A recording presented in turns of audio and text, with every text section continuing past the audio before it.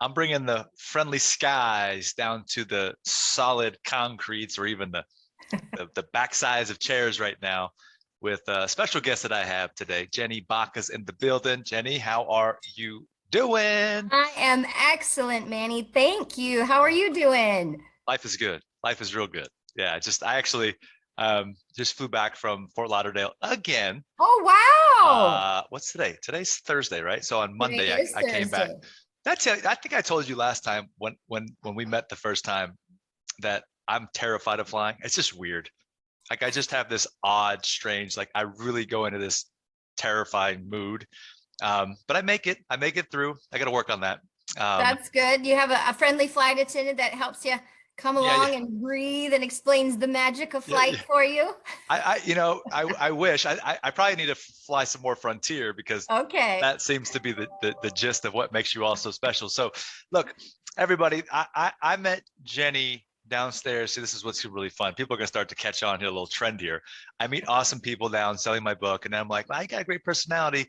I'd love to have another great human being come on, share their story, talk about their life, just do some cool stuff with me on the podcast. To which now I have you, and that's fun. But I really had to work for my sale with Jenny. She literally like made me walk the entire Bellagio fountains to get to her. And finally, I think you threw your hands up almost. It was like, all right, let's talk about this. And then from there, it started to unfold. And you're like, okay, I'll buy the book. And then it was like, yeah. So what do you do? Tell me about your side of the story. And da da da da da da da. You're Frontier Airlines regional manager. All these cool things. I was like, oh, that's awesome.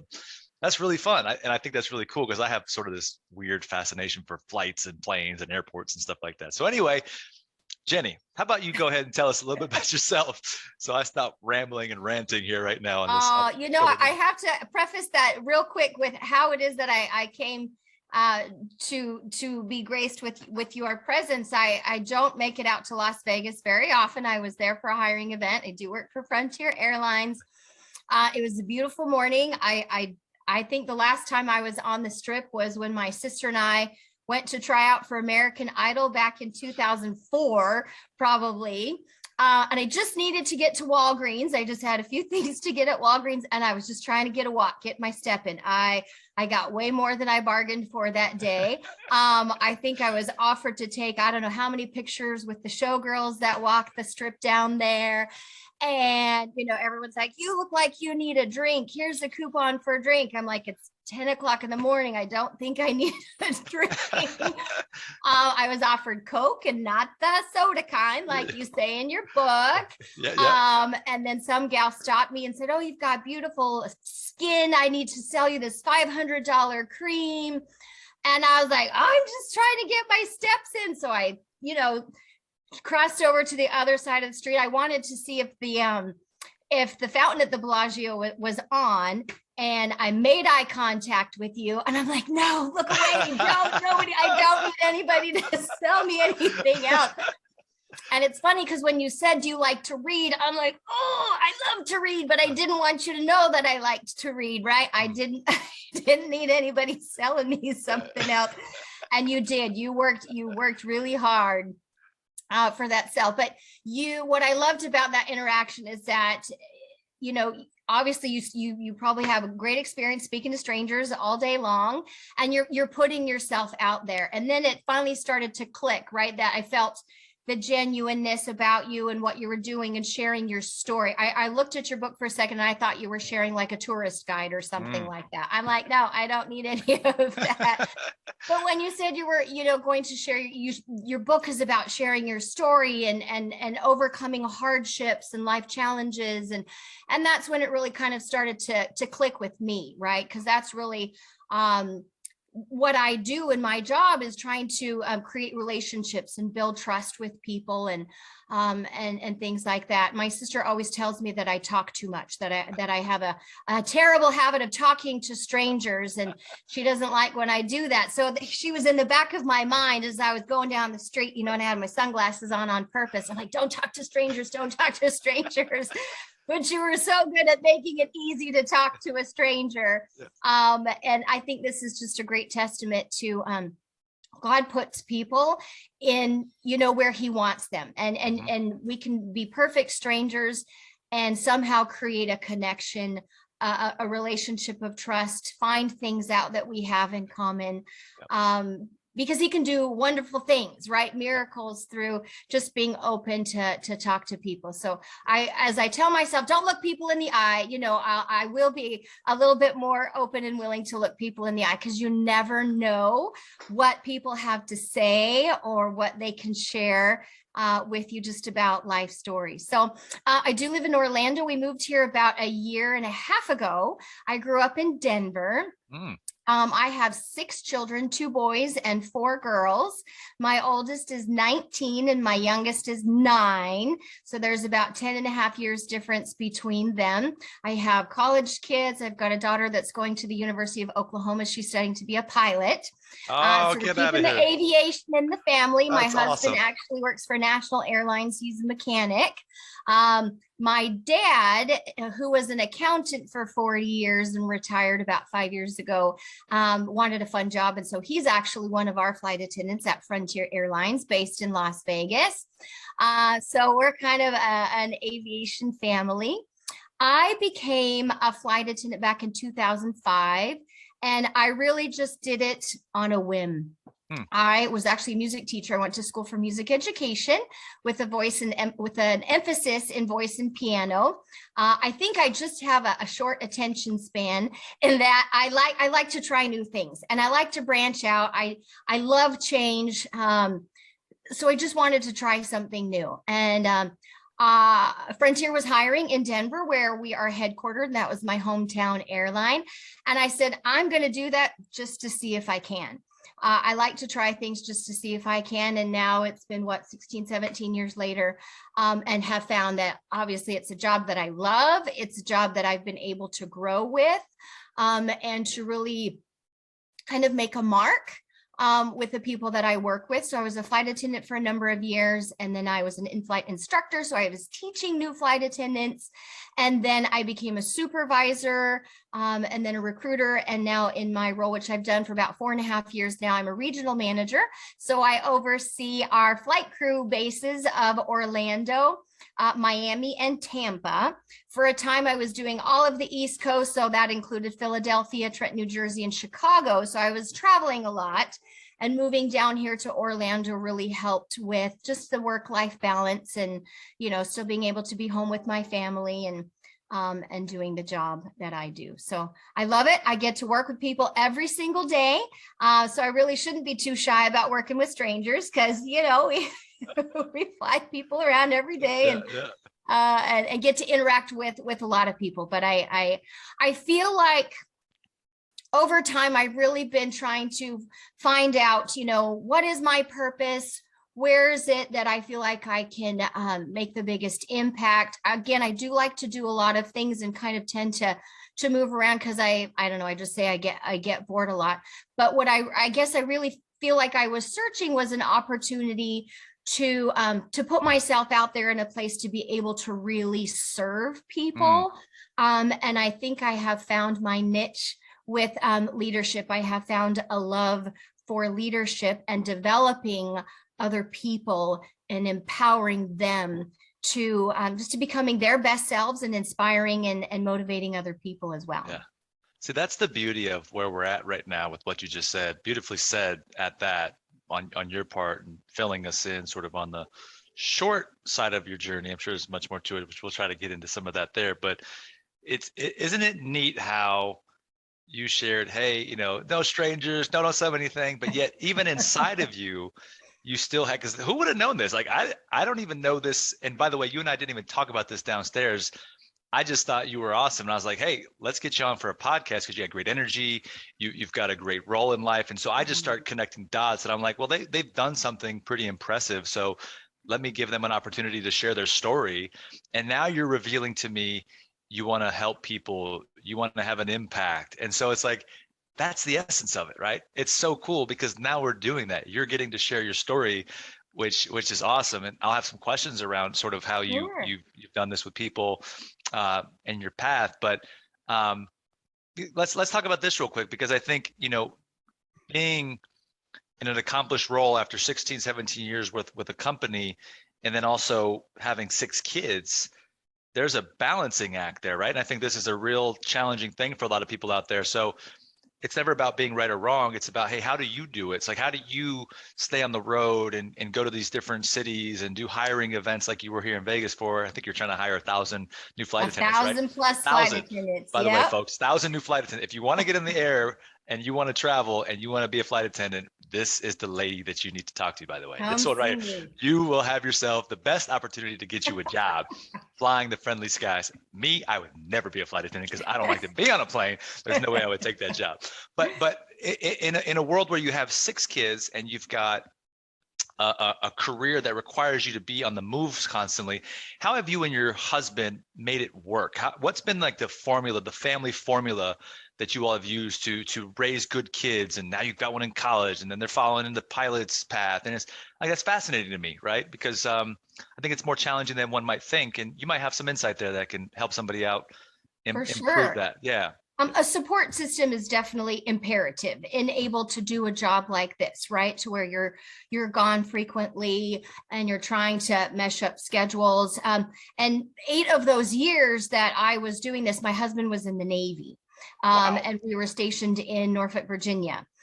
So when my children were younger, and actually when I started at Frontier in 2005, I actually found out that I was pregnant with my 3rd about halfway through training. Wow. So I call her, she's now going to be 16 in February. So I call her my little fly baby because she went through training with me. And I'm like, okay, well, we're just going to keep going. I just need to know, make sure you have a maternity uniform sort of thing. And then had, 2, 3 more kids after that. But my mom was a huge support and help for us when they were younger. And I couldn't have done it without her because my husband worked and she was in a place to where she could help take care of the kids when they were younger. And then as we grew up, this is just a lifestyle that is normal for them. It's something that they have become accustomed to, so I would, before I left to go on my trips, I would prepare meals for however many days I would be gone. So I'd spend an entire day cooking to make sure that they were fed all day long. And I left a menu of everything that you could eat, breakfast, lunch, dinner, snacks, and what have you on the fridge so that they knew what to eat. They didn't have to worry about it. There were times I'd come home and all those meals were still in the fridge. And I said, what have you been eating? And they said, oh, we got pizza and Burger King and all that kind of stuff. So they kind of took it as an opportunity to do something fun when mom was gone. And it has just kind of morphed over the years as they've gotten older, that they've really become very responsible, very self-sufficient. They're very reliable. I fear that I might have made them a little too independent, but they're very good at it. And we spend our time, right, going on vacations and flying to places. And even if it's just, let's take one of them and we'll go for a weekend here or there. And that's kind of the payoff for this lifestyle, right, is you get to use the benefits to go travel and go create memories that way as a family. And then, it sparked the aviation bug in my daughter to the point where she wanted to become a pilot. And they get on the plane and they sit proudly, my mom's the regional manager, and they kind of get excited about that. And that makes me feel good, right? That my kids have been able to watch my career grow and to be proud of that. I didn't necessarily start off with career-minded goals, if you will. I work because I have to, right? And I make a terrible stay-at-home mom. I get bored and I can only handle so many loads of laundry every single day. So it's good. I hope it shows my kids, right, that you can really go out and do anything, and that kind of by trial and error here and there, that it's important that when you find your purpose, that you really go with it. You bloom where you're planted, so to speak, and use your talents that you have been given to just make, the people in your immediate vicinity, right, that you're leaving a positive impact on the people that you get to interact with every day. So that's how we've approached it and grown with it. And it's something that they're just all used to. Yeah, I love it. Yeah, and it sounds like you guys have a very happy, joyful. I'm sure in normal, I get it. There are always ups and downs, like that's it. But as far as like the majority of it, it seems like the theme is that you've created a good environment that fosters, the joy and the appreciation and the dynamics of excitement and so forth. And how could you not when you're flying around and having fun? But you said something in there, Jenny, that I thought was worth capturing. Was that you weren't originally a career-minded woman, and so in the journey of like leaving stay-at-home mom and starting to go down this path, what changed for you? What was it? You starting in as a flight attendant to begin with, and then eventually evolving and saying, I want more, which I get that part, but so I guess it's two-part question. So what changed for you to make you end up desiring the bigger picture? And then two, for all the women out there, how did you have to re-identify yourself as a woman and recreate yourself to become this regional manager and a leader today that you are to many, many different individual lives, and certainly have a responsibility to the tiers and the hierarchies of those families as well too, which is always impressive. So yeah, go ahead, have some fun with that one. Talk about it and let me know what your thoughts are there about. I have always been like a forward thinking kind of person. I like progress, right? I don't like to just kind of sit around.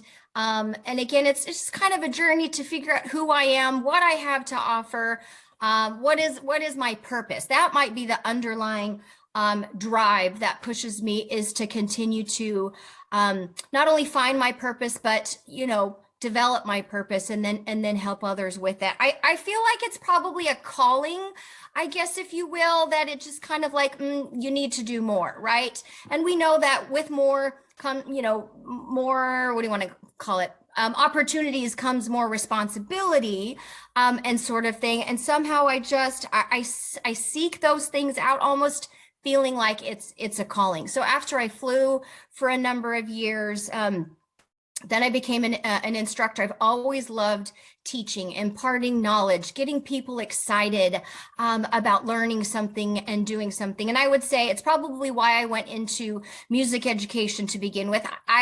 When I was younger, I kind of tend to stick with things that I am comfortable with, things that I know, things that I'm good at. And music was one of those things. I didn't have to try too terribly hard. And so I wasn't really challenging myself or pushing myself in that regard. So then after the teaching thing, I had done that for a little while. Then the opportunity came up to be a supervisor. And I'm like, let's try that, right? Let's just see what I can do with that. And maybe I come into these positions a little naively, but I go in thinking, I'm here to help. I want to, help make you the best flight attendant or whatever it is. I have positive attitude, and that sort of thing. And then I'm kind of faced with the reality of like, oh, I also have to like enforce rules and dish out corrective action if people aren't doing what they're supposed to be doing. The first interaction I had with one of our flight attendants, part of our uniform guidelines is that your hair has to be up, right? If it's long like mine, it has to be up in uniform. And so I'd approach somebody. I was like, oh, your hair is so beautiful. Can I get you to put your hair up? And she looked me up and down like, who are you? And I'm like, I'm just Jenny Baca. I'm just the supervisor. Like I was taken aback by that, because maybe I just wasn't expecting those kinds of interactions with people, and so that kind of disheartened me a little bit. There were other people that I would say, hey, if I needed to remind them about doing something. There was this one gal, she always had long, beautiful hair, and no matter how many times I asked her to put it up, no, it was a no. Until one day she reached out to me because she needed some help with something. I can't even remember what it was that she needed help with, but I'm like, sure, of course, right? I'll take care of you, and helped her out with her situation. And the next time that I saw her at the airport in her uniform, her hair was up. And I was like, oh my gosh, your hair is up. What has changed? What's different? And she said, you helped me. And that meant so much to me, that I respect you and I trust you. And from then on out, her hair was up every single time that she was in uniform. And that was like an aha moment for me, that, even though, you have policies or procedures or something like that, you can't force people to do things that you want them to do, and even as well-intended as people are, it's not enough to just say, put your hair up. right? Or make sure you've got all of your required items with you, you know, and then I'll write you up if you don't. That doesn't really beget the change that that you're trying to instill in people. And so I learned that when you generally approach people with you know, the intention to help them or to help solve a problem that they have, then you can earn that trust and in turn help inspire people to make their own choice to do the right thing. There was a time, probably within the first year of being a supervisor, that I started to get a little bit cynical, I guess. I'm a very black and white person. I'm a rule follower. It comes easy to me. And so I don't understand why it doesn't come easy sometimes to other people.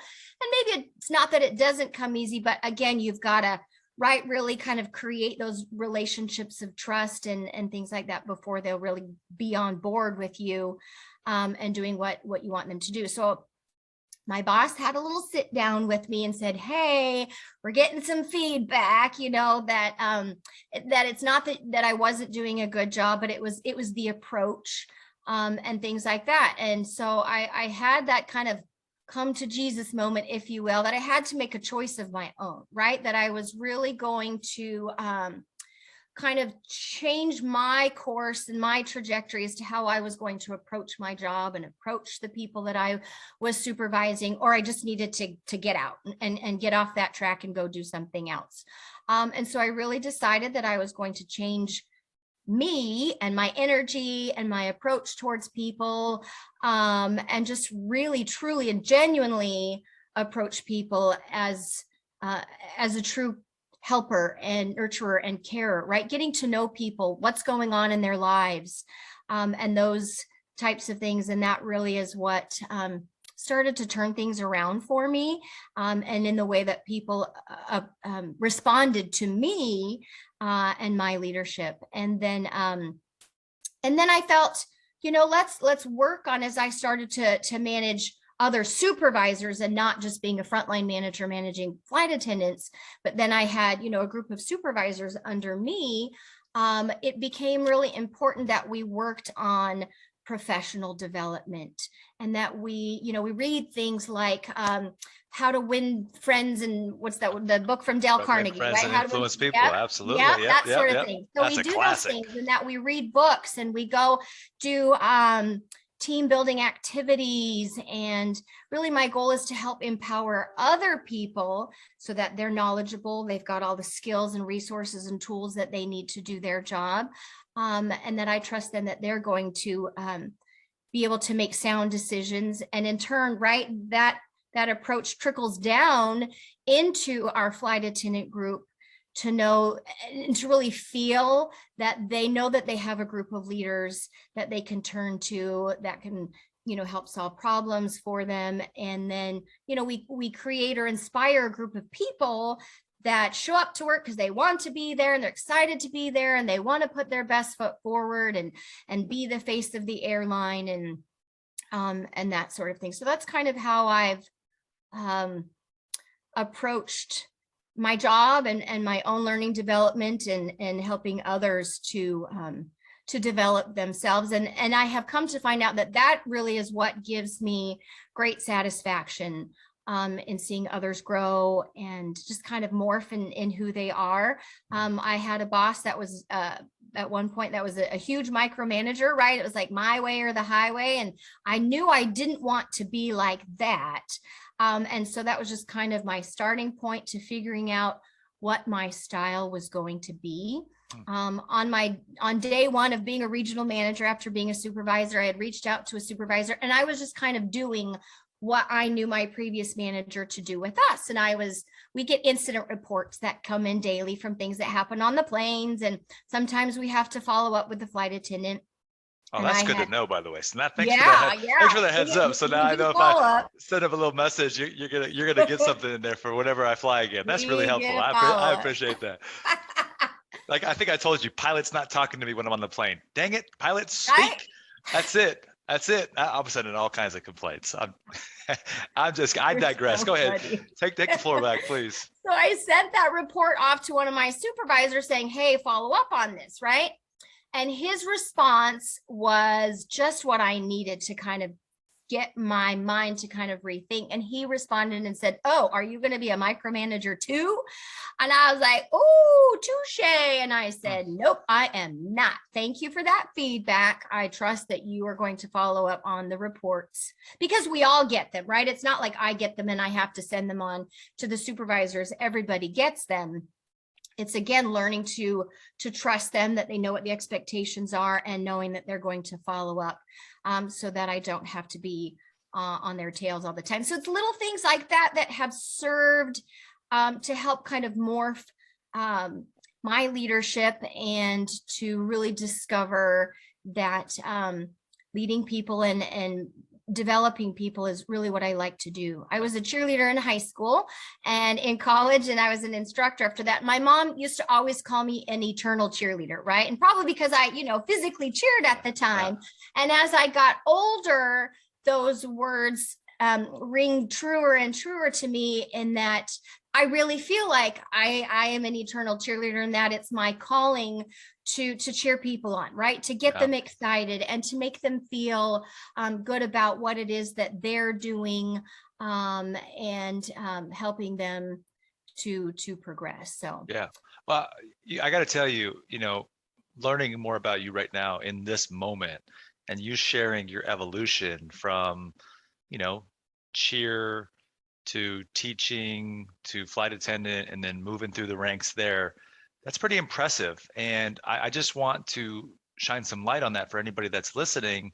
You're never permanently fixed with where you're at. And, no matter who you might be borrowing the narrative from, that path that they've led for themselves, well, how about for yourself, right? Why not jump into something and then give it a shot and see if it catapults you up into something bigger, better, and brighter for your own future. I think it's amazing how you're painting that, because even the mindset of a teacher, I like how it all connects. Like teachers and cheerleader likes to cheer and root, and then teacher likes to educate and help. And even what you said right there with like going to that lady that had her hair up, like you helped her. Ladies and gentlemen, listen there. It's like you went to solve the problem. How can I solve this problem? And that in turn ends up helping you become better manager, and then being able to lead all these different people, which I think is just incredible. So like music education, teaching, you start seeing dots connect. And it's pretty cool to see the dots connect about how it all works. But this is what I love the most, is like sharing these parts for people that are out there, because we always think that because we're somewhere that the world always has it better than us. And that's just not always the case. Like it is not. There are a lot of people out there that are struggling and suffering and growing through some tough times right now. Notice I said growing through some tough times, folks. Catch that one. Always on the grow, baby. To make life better. And this is why I love doing this part so much. But you said a couple things in there that I do want to revisit, because I like to think about things in real time that you talk about. One was in that approach with that lady that put her hair up. I thought about conflict management. Right? So like managers have to get good at conflict management for a variety of different reasons. But then I also distill it down to, okay, not only are you conflict managing in the workplace, but you also have to conflict manage at home with your partner and with kids, right? So I'm curious how you look at conflict management, and maybe if there's a strategy that you resolve with that. And then I'll let you answer that one, then I'll go to my other question, because I don't want to load you up. Yeah. But I've learned, especially with my kids, I think my kids have been the perfect teaching ground for what I do at work, is that no two people are alike, right? You cannot approach each person in the same way. And I can't do that with my children. They all have such different personalities, and they respond so differently. My number 5, for example, Sebastian is his name. He's 10, almost 11. He has the sweetest heart in the world. And so even if he does something that, might upset you, I know that I cannot approach him with a loud voice. any type of, yelling or being upset with him, because he'll just break down or cry or get upset with himself. And so it's with him, you talk very calmly and you work through it. And, he can get a little bit emotional. So we work on breathing exercises with him and things like that. And my older girls are fun, right? They like hanging out with mom and doing things like that. And we talk about boys and different things like that. And my number 4, for example, she's 13. She is like the most obedient child I have, almost to a fault though. She's like me, right? She does everything you tell her to do and more, but she doesn't realize why her brothers and sisters aren't following suit and doing the same thing. And so her downfall is she tries to physically make everybody else get up and do what they're supposed to be doing, right? So the way that you approach her is to really commend her and praise her for the jobs that she does. She at school, at sports, whatever she's doing, she puts in her all. And then to help explain to her, everybody is different, and we work with each individual person essentially where they're at in their life in this moment. And so that's how I learned to approach people that I work with, flight attendants, whomever, is that you meet them where they are. What I like about, being at Frontier is that we're still a fairly small company, and that you get to know people pretty quickly. At least you see them frequently and you can start to learn what's their norm. And then if things are kind of out of place, you can say, hey, I noticed that, this is happening today, and this is not like you. Usually, is everything okay? Different things like that. And so I really just try and approach people where they're at. And before I even start attacking about, whether they look right in their uniform or not, if I haven't met this person yet, right, the first approach is just to introduce myself. How are you? Who are you? What's your story? Right? Yep. Because when people feel like they're being heard, people like to talk about themselves, right? People like to know that somebody else is noticing the things that they do, or things that are happening in their lives. And so as you get to know them, and you get to know, what they do outside of work. We've got some amazing people, like photographers and real estate folks, and people just do all kinds of amazing things outside of being a flight attendant.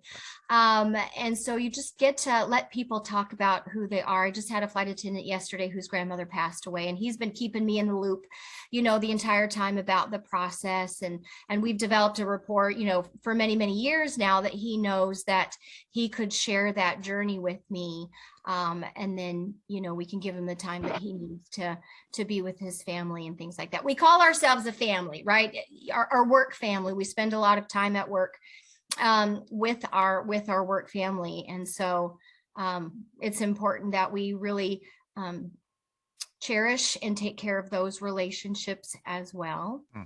Yeah, you're really good at this, by the way, just as a FYI. You clearly have lived some life and know how to approach it.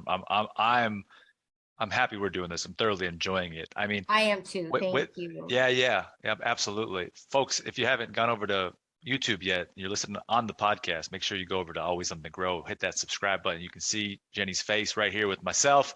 We're having a fun time blasting it away. Not rocket ships. We're talking jet fuel, because we're talking about Frontier Airlines having some fun up in the friendly skies. I almost felt if I kept going there, I could have a tight rhyme, but I'm not going to go, because I probably flip-flop all different types of words. All right, back to the originally scheduled programming that I was talking about.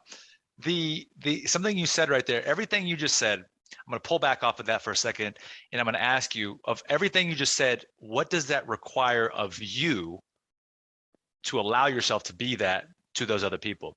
Do you understand my question?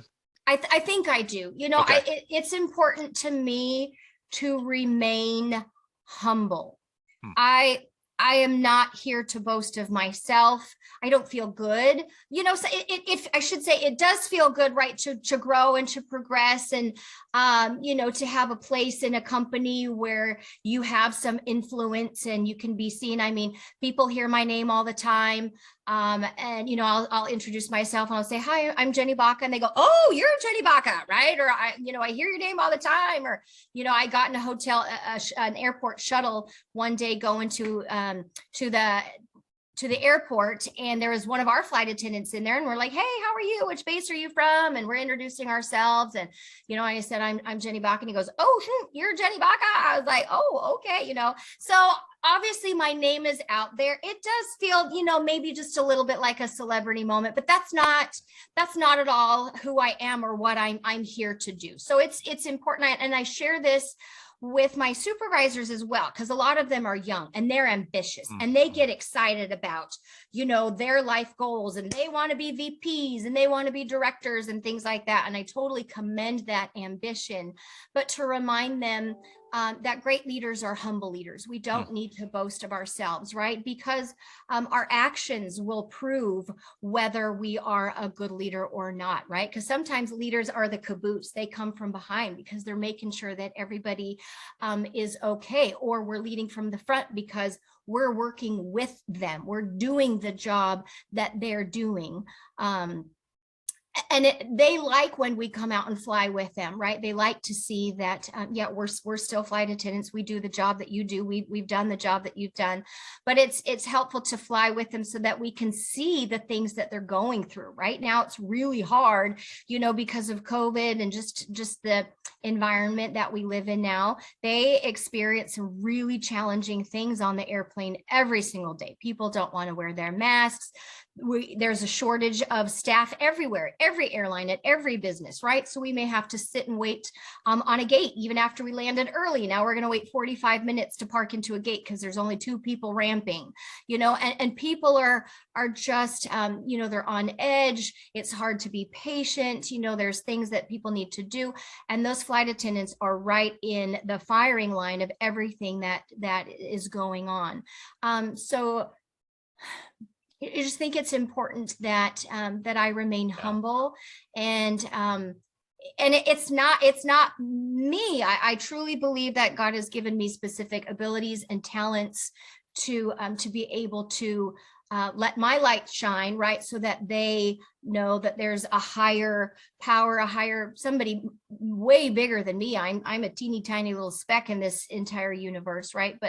But I'm grateful that God uses me, that I can do those kinds of things. I used to kind of be bummed a little bit, I guess, about feeling that I was so simple. That sounds very strange, right? I'm not an IT guru. I'm not some amazing music person. I'm not a celebrity. I'm not an actress or anything like that. And I always felt like I wanted to do something on a big scale, not necessarily for the grandeur, the fame of anything about that. But I just wanted to feel like what I did in my life mattered. And a song came to me, a very strange song. It's called Simple Gifts. It's either a Shaker, an old folk song.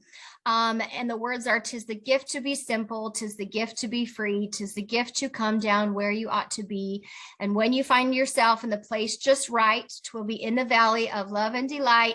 And it talks about, to me, it means really learning to accept who you are for what you are, for the gifts that you've been given. Bloom where you're planted. Don't compare yourself to other people, because my journey is different from your journey. But collectively, right, our journeys together are really meant to help each other along this path of life, because it can be hard. So whether we're at work or we're meeting strangers out on the streets, whatever it is that we're doing, we have an ability to just to help people. Yeah, and with what you just said there about being a humble leader and then not making their life tougher by being a bad manager / leader is infinitely important in someone creating a work culture that's favorable, that people like to go to every day. So like imagine, things aren't going now, you have the pandemic, staff shortages, everybody has their own reasons, but people are working long hours, extra days, and last thing they want to do is not only get probably beat up from the customers and people angry, whether it's at the gate, on the plane, deplaning, boarding, whatever, and then you come around and it's like, let's add on to it. It's like, wait a second, here comes Jenny, let's run. Yeah. No, that's fantastic. So Yeah, I want to. You mentioned earlier, and I was in passing, very funny, but you came to Vegas in 2004 for American Idol. Was that your goal? Like, were you a singer? Was that the thought? And the music education, teaching Uh-huh. background, what was it for singing? Was it for other, instrument purposes? Did you play some like? It was for singing. It was Okay, kind of for fun, but really, just hoping and thinking that we'd make it. I mean, we didn't have a snowball's chance, and you know what, but it was fun. I really did think, when I was younger, that music was my path. Again, it came easy to me. I come from a mm, musical family.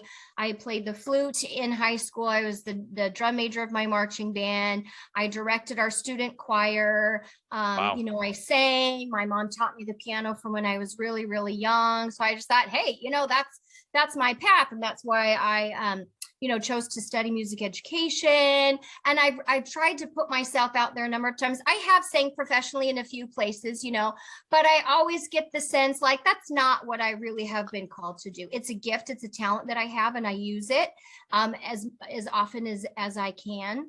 But I've tried to force it, and it's never really worked out in the way that I had imagined. And then I really started to kind of get that sense that that's not really my genuine purpose in life, that I was really meant to do different things, other things, and I can still use my singing talents yeah, when and where I can. But yeah, that was yeah, the goal. I'm like, I wanted to be on American Idol, and where was it? It was held, oh, I can't even remember, at a convention center. yeah, yeah. And there were like, I don't know, thousands of people. And we started at 8 o'clock in the morning. And by the time it was our turn to audition, it was already like 5:30 in the evening. And we're like, oh, we're so over this. You get in these lines, you audition before all these associate producers, before you even get to what you see on Yeah, TV. yeah, yeah, yeah. And you step up in a line of like 5 people, you've got a table of associate producers for you, and they're like, go. And you get like 30 seconds to wow them, and they're, go, go, go, go, go. And they're like, next, the next line of people. So it's really hard Madness. to make yourself stand out in a sea of people like that. But it was a fun experience, and no, we never made it. Yeah. Well, I think your platform is being revealed to us nowadays. I mean, it really seems like you've found that niche. I'm curious with what you're learning in life and the skill sets that are coming along with that. Do you ever consider a business opportunity, or are you the type that's like, nope, I'm married to my career path and that's where I'm sticking? Or have you thought No, I'm about I'm completely open. I really am. really? I've just learned to maybe accept, to not force things, and to just kind of maybe go where the opportunities present themselves, or things like that. Because I do notice that when I try to force something and it's not right, it's just not going to happen. But I'm absolutely open to progress and growth, and even if it's within a different kind of industry. I'm actually wanting to go back to school to, get another degree in leadership development or learning development or something like that. I love constant learning, growing. I know a lot of useless information, just because I do like I do like reading, Manny. I did Yeah, tell yeah, you that yeah, I yeah, yeah, didn't. yeah, yeah, That was yeah. my attempt to get rid of you, but I That's right. do like That's reading. how most people try to get rid of me, but then they realize really quickly it's kind of It's hard with hard how to get, you're too what good at yeah what you with do. how I do it. Yeah, yeah, yeah. Yeah. Practice. Yep. It's fun, and this is what it leads to, right? So I always keep that Yeah. in mind. Plus making a couple extra bucks from people down on the strip. That is not a Doesn't bad thing hurt. too, right? Doesn't hurt. Yeah, Do they all yeah. go Google you after they met you like I did?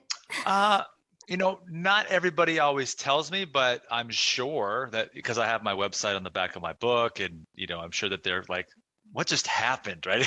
It's like, wait, it was just like a blur, another Vegas experience where somebody comes and just, pulls you off the street and is like, buy my book, and then you're talking and you walk away. It's like, I feel like I just got off a roller coaster ride or something like this, like warp, back to the future type thing. And so Yes. of course, I think people, by the way, this is a great point. I think people are naturally curious. I think, I always joke, it's like when you're in a room with people, it's hard not to eavesdrop because that's how we are. We're curious. When you move away from something, you go and you become inquisitive and you look around, you know, so you questioning cycles that we're going through. And so, yeah, with everything, you know, you meet something interesting. It's like, well, now we have the internet, so you can go look up instantly and figure out, you know, what's being said, what's here, what's there. So, in that case, you know, if they do, awesome. If not, no big deal. But anyway, that's it's not about me. Uh, the other thing that I wanted to you know, sort of reel back in here is the idea of, you know, because I think always in the grow, I've worked through this lately. I work a lot on, you know, defining more of the brand and the representation of the brand. I think a lot about like what's the essence of it. And the other day I came up with 3 new things I think were really awesome as it relates to me leading this brand and this, you know, priority of what I'm building. Came out overcoming adversity, and then it's building character, and the third one was controlling your destiny, right? I think that's really encapsulates what always on the grow is. So if we're going to go to the overcoming adversity thing, I point that to you and say, well, so share with me something, because you know my book, I'm very vulnerable, and I got a lot of humility in that book. I don't hold back at all. I mean, now I've got, you know, probably book number 2 and 3 that need to get produced, and there's going to be some more of that. But I always like to lead with, hey, you know, I don't have a problem admitting certain things and telling where some of my shortcomings are. But for you, in a situation where you've had to overcome adversity, you know, what would be something that you wouldn't mind sharing that was really tough or was a struggle, you know, not professionally? I get professionally, we all go through that. That's kind of the one thing. But what about like maybe in life, family, kids, or something that, you know, somebody can really relate to, Yeah. and feel that strength and that sense of hope, that power behind it to maybe Sure. reinvigorate them a little bit? Yeah, I'll share a few things actually. I think the first thing that really had a huge impact in my life was when I was 16 years old and my parents divorced. I come from a very religious family, right? We talk about families being forever.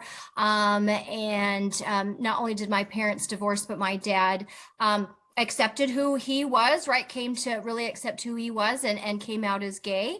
And then, you know, moved on. I wouldn't say he left our family, but he moved on with his life, right? He and my mom had a really strenuous marriage that I can remember. And my parents divorced when I was 16, and that was really devastating for my mom, and she just kind of checked out of life. And my mom and I, there's 4 siblings, and I wouldn't say that any of us really had a strong relationship with my mom growing up. She was kind of a perfectionist. We felt like we really didn't do a whole lot right. You know, and as I've learned, she's since passed away about 2 years ago. But just kind of learning more about my mom is that she really struggled too. But she just kind of checked out when my parents divorced, and I just remember her going to her room and really never coming out. And so I had an older brother who was, I think, a senior. I was in my junior year. And my brother graduated and kind of went off and did his thing. And then I pretty much raised my sisters, my 2 younger sisters, from that point on. I don't remember a whole lot of that time. It's kind of a blur because it was definitely a struggle as young kids. And I just remember kind of being stuck in an emotional state of a 16-year-old, probably for a good 16 years, and trying to understand what happened and wrap my mind around that. And, you know, the religious aspect of it, and raising my sisters and getting a job, and you know, our grades at school totally tanked, and luckily our teachers really were able to work with us and things like that. So that was kind of the real difficult first difficult experience that I went through as a young girl. I went on to serve a mission for my church, an 18-month mission in Concepcion, Chile. And halfway through my mission, my back pretty much went out on me, and I couldn't walk, and I ended up staying there and having to have back surgery. And about 9 months of my 18-month mission was spent in bed, you know, and I was like, this is really lame. Why did I come here to do this, you know? And it was just kind of little by little as I was learning. I went to rehab before and after surgery, physical therapy, and different things like that. And the physical therapist that I had before and after I had my surgery was the same guy that I worked with. And, you know, as missionaries for my church, we wear that black name tag. You might have seen those missionaries out on the streets. And, here I am, this white girl from the United States. And he was like, what are you here for? Why are you here? Why are you dressed like this? He was kind of a funny guy. And I just really used that time to just share with him why I was down there, what I was sharing and teaching with people and things like that. And it wasn't until I was done with that physical therapy and essentially ready to go home that I got that sense that that even though I had this really difficult situation, I ended up having surgery. I was in bed, I was kind of lonely and depressed. I was away from my family, that God used that situation to, help me connect with a person that might have, needed to hear about God or whatever the case may be, and as I grow up from the time of, when my parents divorced, I learned that wow, that was a really difficult situation to go through, right? God uses those situations to help us become stronger and to teach us. None of us are without adversity. None of us are without, challenges or obstacles that we go through. My husband and I have gone through some really strenuous difficulties in our marriage, and learning to work through that and learning to, again, be humble, learning to how other people see things from their perspective. And then as of a year ago, a little over a year now, I've been diagnosed with heart disease. So I actually have, it's non-obstructive coronary artery disease, is what I have. And then I have, oh gosh, what's it called? Pericarditis. I have, what's the word that it's not acute, but it's escaping my mind. Chronic is the word. That's right. Chronic pericarditis, and then premature ventricular contractions where my heart beats like extra beats when it's not supposed to. So, and that just like happened, all at once just last year after we moved here to Orlando shortly. So, and it slowed me down a little bit and makes me tired. And I am, as you could probably imagine, a person with lots of energy. I like to be on the go, and it has kind of forced me to slow down a little bit. But again, right, I really try and think of I try not to think about the whys or the, that sort of thing. It's really, what can we learn from this? It reminds me of our dependency on God, and that he's always there to help us. And sometimes we need to learn to slow down, but there's always a lesson. There's always something to be learned from the hardships that we go through. As a missionary, you see them knocking doors. Hey, do you want to listen to a message about Jesus? And they're like, no, slam the door in your face, and you'll do that for houses and blocks and streets at a time. And it's usually the very last house on the block or the street or the last house that you knock on that somebody finally says, sure, come on in. I'd love to listen to your message, right? And I find that to be a good metaphor for life. Sometimes we got to knock on a lot of doors, right? Whether it's opportunities for work or whatever it is that we're going through in our life, we've got to try again and again and again. We've got to pick ourselves back up, but eventually we find that niche or that person or that opportunity or that lesson that God has to provide for us, which is why I think I'm in a place now that I'm really okay with just organically letting happen to my life, I guess, what is meant for me. Obviously, I'll jump at opportunities as they present themselves, but I'm not in control. I'm not in charge. Yes, I'm in control of the choices and the decisions that I make, and I'm trying to help others do the same. But at the same time, it kind of feels freeing and fresh not to try and control things that I don't necessarily have control over, and just learn from the experience. Yeah.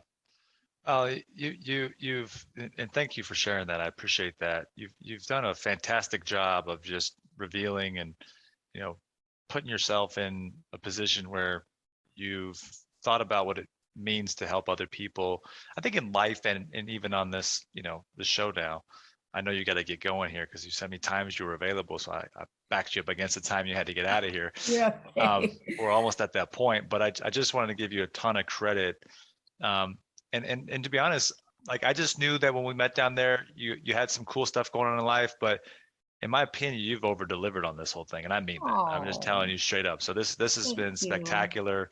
Even listening to you and I mean it when I listen to people's stories and they're sharing, and then there's reason for me to be inspired about certain things. And it's something you don't know about until you learn what somebody's going through, to realize, like, they've got some challenges and some struggles themselves, right? We're all connected to that. The suffering is what makes us all, tied at the hip. It's about how we get over that stuff. So I think you're The you're human gonna experience. Yeah. Yes, absolutely. So, look, I don't know if you're promoting anything outside of, trying to get 1,000 flight attendants, but I say, hey, share some social channels or some place that people can go to meet you. Usually that's how this works. Maybe you had something you were hiding from me that I didn't know about, Oh, which well, is pretty. we're on TikTok and Instagram I, and Twitter at F9FA Careers.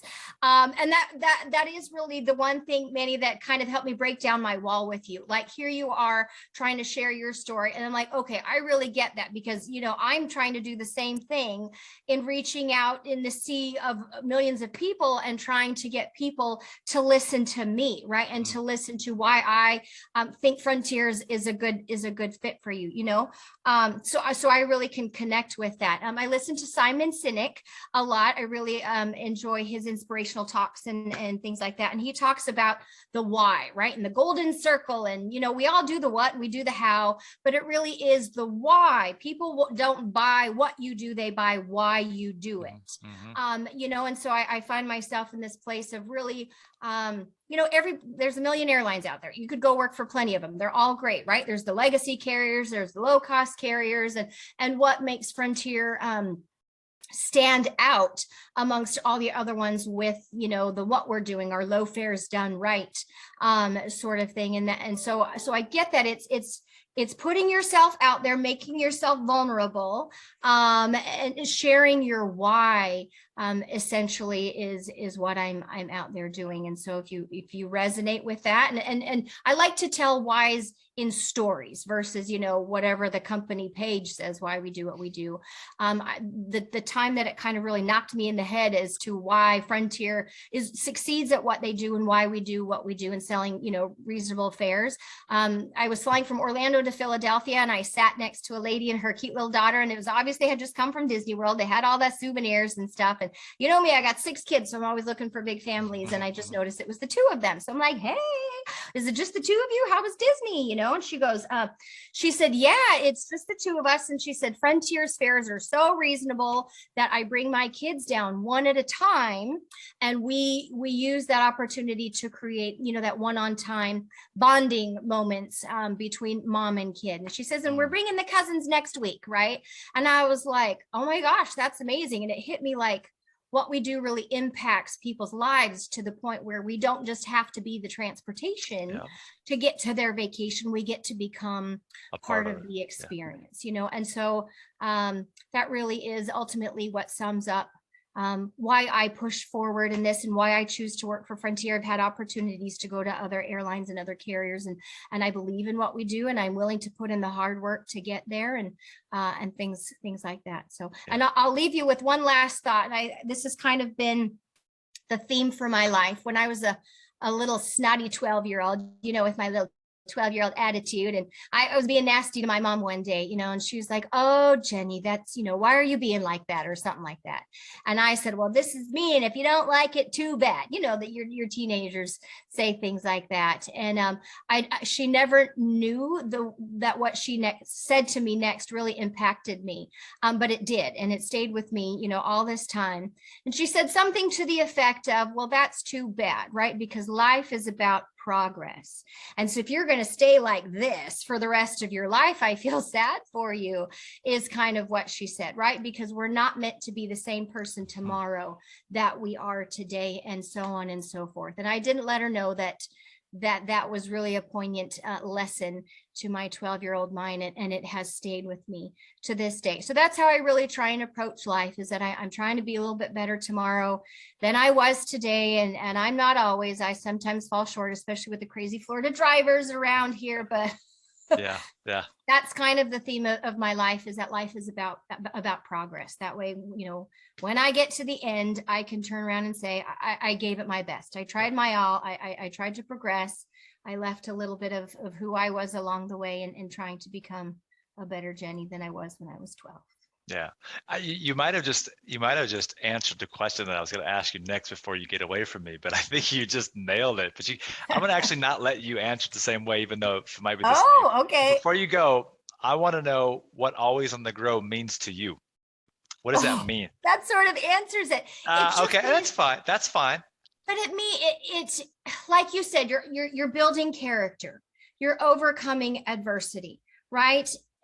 And you're learning along the way. We're not sent here to be perfect, not from the start to the end, right? But it's about how we can it's like the parable of the talents, right? We go give our talents away and we get it back tenfold, right? It's giving of ourselves and learning of ourselves and learning what we're made of. I took my supervisor team over the summer to do a team building activity, and we went to the Orlando Tree Trek Adventure. So we'll put that plug in there. Go do the Orlando Tree Trek Adventure. It's super fun. It's outside, and you're climbing these obstacles up in the trees, and each obstacle gets higher and higher and higher. And I just initially thought, oh, that sounds like fun, right? That sounds like a good team building activity. I didn't even stop to think, oh, maybe somebody might be afraid of heights. We're in the middle of summer. We're all going to be sweating to death. I was kind of one track minded in how I thought this would be a good team building activity. And we get there, and some people are like, oh, this is fun. This looks great. And then one of my supervisors said, whose idea of fun was this? Couldn't we just do manis and petties and massages, And I was like, oh my gosh, what have I done? And another supervisor was like, I am terrified of heights. Like, I don't know what I'm going to do. And I thought it was going to be a disaster, right? Everybody had these mixed feelings and things like that. So we're like, okay, let's pull together as a team. Let's just try it. We'll try the first obstacle and see how we do. So we climb up there and we kind of let those who are gung-ho about doing this go first to kind of lead the way. And we had one supervisor just kind of freeze in the middle of this obstacle. We're on these swingy bridges, like, 20 feet above the air. And I hear another supervisor from the other end saying, take my hand, right? Reach out. I'm going to help you. I'm going to stand here and I'm going to help you get through this. I'm going to talk you through this. And she did, right? And she was talking to the one who said, whose idea of fun was this? And just organically, that's how this obstacle course ended up going. And the one who said he was afraid of heights was like, my mom is never going to believe that I did this. Like, he overcame that fear and was just so surprised and so proud of himself for doing something that he didn't think that he could do, right? And so that you push yourself beyond your limit, beyond what you think you can do, right? And then when you get to the end, right, and the last obstacle is this amazing zip line down the trees, through the wind, and that's what ends the obstacle. And we all get on there and we're high-fiving and we're like, oh my gosh, that was amazing. We did it. We worked through it. And they just were talking to each other about how they appreciated each other's help and getting each other through it. So that to me really kind of sums up what it means to always be on the grow, is to put ourselves out there, to try things that we don't think that we can do, or do things that are scary even, right? Because you'll be surprised at what you find out about yourself and what you're capable of doing, because we're all capable of doing a lot. Amen. Amen. And you got a really sound bag of experiences there. Your platform needs to be bigger. That's my thought to you. You belong. Well, that's where I need to take your advice, right? Yeah, because yeah. I am kind of the person that I don't really put myself out there, right? This is a God doing right here. Ladies and gentlemen, like, come back. Come watch her on YouTube, because if you're listening, we're on YouTube, by the way. So this is actually video recorded here. You can see us here. Let her know.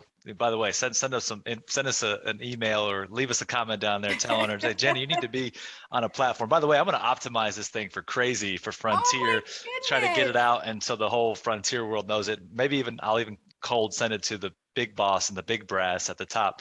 Go and get you a promotion. That's what we're going to do.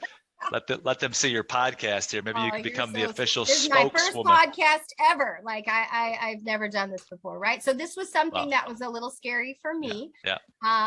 In putting myself out there, but you're doing it. Appreciate the opportunity. You're leading by example. My pleasure. I'm so glad we did this. You are wonderful.